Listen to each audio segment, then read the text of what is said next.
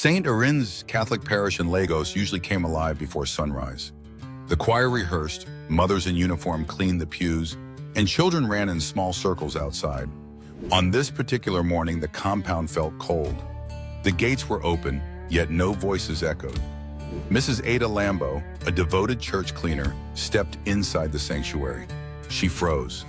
A young woman lay near the altar, motionless on the floor. Her scarf was torn. Her wrists trembled slightly as if trying to hold on. Ada screamed, and her voice shook the whole building. Detective Kunle Aderemi from the Lagos State CID arrived within minutes. Flashing lights filled the compound. Officers whispered. This was the third case in 2 months. All inside different churches, all young women, all showing signs of violence before death. Kunle surveyed the scene. A candle was still burning near the altar. A rosary lay beside the victim's hand. Nothing else seemed touched. He wondered aloud, why churches? Why here? A junior officer looked afraid to answer. At General Hospital Ikea, an earlier victim who survived the attack, Kemi regained consciousness. She trembled as she spoke to Kunle. It was a man, tall, slow voice. He wore a church robe, she whispered. Kunle asked, did you see his face? No, but he smelled like incense. Very strong. He kept saying, the Lord forgives. Kunle felt a chill. The attacker was comfortable inside churches.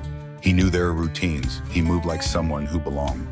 Kunle met with the parish priest, Father Dominic. The priest looked unsettled. My son, we are devastated, but I assure you, no one in this church could do such a thing. Father, someone with access is using churches as hunting grounds, Kunle replied. The priest hesitated. There is a man, Brother Matthew. He cleans the church at night, keeps to himself. Sometimes I sleep here. Kunle wrote the name down. Something felt off, but he kept listening. Back at the crime scene, Kunle noticed the burning candle again. He asked Ada, do you usually leave candles burning after Mass? No, she said. Only the priest lights that one. It means someone has requested special prayers overnight. Kunle checked the parish record book. A name was entered for the night. M. Dyke. No address, no phone number, only initials. Kunle's instincts tightened. Officers searched the church compound. Brother Matthew's sleeping mattress was gone. His locker was empty. A church robe was missing. He had vanished. Kunle clenched his teeth. He knew we were coming, but something bothered him. Witnesses described a tall man. Matthew was short and stocky. The clues did not match neatly. Later that evening, Kunle received a call. Another victim, same pattern.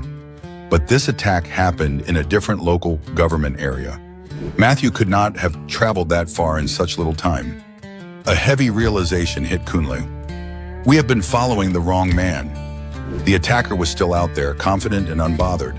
At midnight, Kunle returned to St. Erin's. He sat alone inside the church.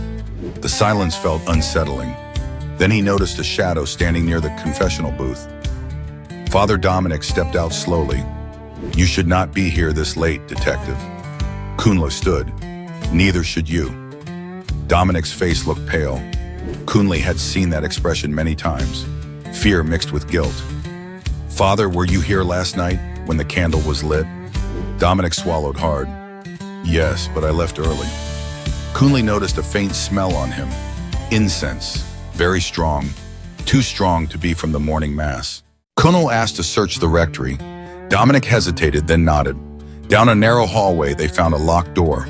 The priest's hands shook as he opened it. Inside was a small room filled with prayer candles, women's scarves, torn rosaries, and a church robe stained in places no one wanted to describe. Kunle stared at Dominic. Father, why? Tears rolled down the priest's face. I tried to stop him, but he was my brother, my twin brother. He hides in the church at night. I covered for him. I thought he would change. Kunle felt his chest tighten. The attacker had a twin, someone who looked like the priest, moved like him, and had the same access. Officers swept the compound. Behind the church, in a broken building used for storage, they found him.